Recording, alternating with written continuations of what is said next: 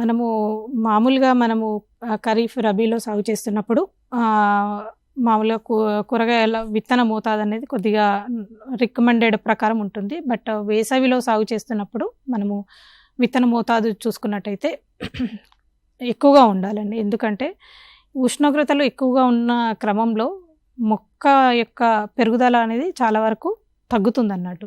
ఈ తగ్గుతున్నప్పుడు మనకి ఒక మొక్క నుంచి వచ్చేటువంటి దిగుబడి అనేది ఆటోమేటిక్‌గా తగ్గిపోతుంది.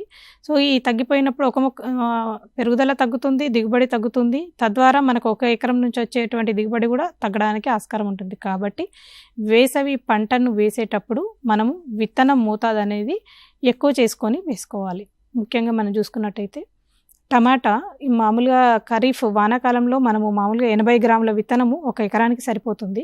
కానీ అదే మనం వేసవిలో అది వానాకాలంలో కానీ యాసంగిలో కానీ 80 గ్రాముల విత్తనం మోతాదు ఎకరంకి సరిపోతుంది. కానీ మనం వేసవిలో సాగు చేసేటప్పుడు మాత్రం దాన్ని ఎక్కువ చేసుకోవాలి. అది 250 గ్రాముల విత్తనం అనేది తీసుకొని దాన్ని మనం నారు పెంచుకొని మనము ప్రధాన పొలంలో నాటుకోవడం అనేది చేయాలి.